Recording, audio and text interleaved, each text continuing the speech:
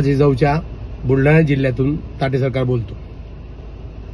6 जून राज्याभिषेक सोहळा रायगड लाखो पब्लिक तिथे येते. तिथं आमचे पहिले 32 मन सिंहासन म्हणजे 1280 किलो सोन्याचे सिंहासन छत्रपती शिवाजी महाराजांचे होते. माझी अशी मागणी आहे की तिथं छत्रपती शिवाजी सिंहासन तिथं 32 मन सिंहासन बांधण्यात यावे आणि त्याच्याकरता जी पहिली पावती लागणार आहे, पहिली पावती मी 5 किलो 1 ग्रॅम सोने माझ्याकडे देणार आहे.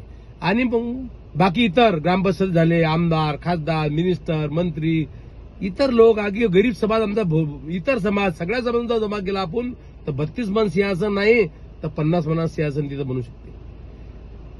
बुलढाणा जिल्ह्यामध्ये जेव्हा 17 मध्ये आमचा छत्रपती शिवाजी महाराज पुतळा बनला होता तर पुतळा जेव्हा बनतो हे सामाजिक वर्गणीतून बनतो आणि 17 मध्ये जेव्हा मी 1,51,000 रुपये बुलढाणा जिल्ह्यामध्ये जेव्हा छत्रपती शिवाजी पुतळा बनला तर मी दिले होते. आणि असा छत्रपती शिवाजी महाराजांचा पुतळे प्रत्येक गावात, प्रत्येक जिल्ह्यात, भारतामध्ये प्रत्येक शहरामध्ये बनला पाहिजे. कारण छत्रपती शिवाजी महाराज आपला अभिमान पाहिजे. आपल्या आया बहिणीचे अब्रू वाचवणारे एक छत्रपती शिवाजी महाराज होते की त्यांनी आपल्या आया बहिणीची अब्रू वाचवली. इतका मोठा त्या छत्रपती शिवाजी महाराज गेला असे कोणीही करू शकत नाही जगामध्ये. छत्रपती शिवाजी महाराज एक राजे, जगातले असे एक राजे आहे की तसा आजपर्यंत कोणीही कार्य करू शकले नाही राजे.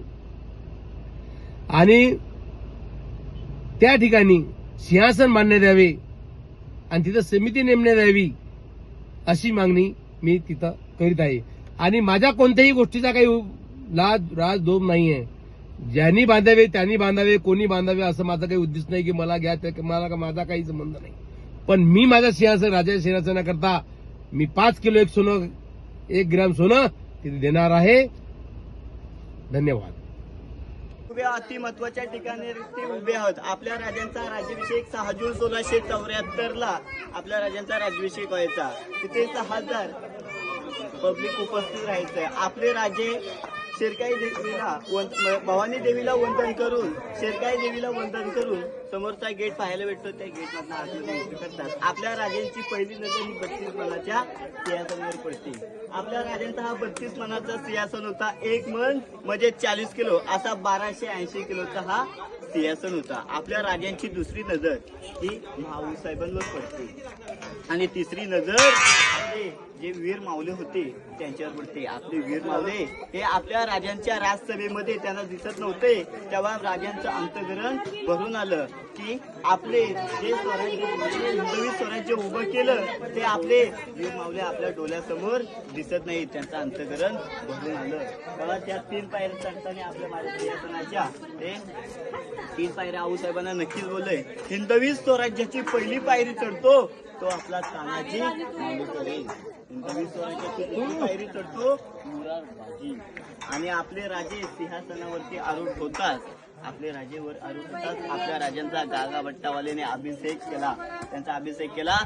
21 तोफ्यांची सलामी दिली. नगाऱ्यावरती नगारे चौघडे वाजले आणि ह्या दरबारामध्ये एक घोष असा होतो.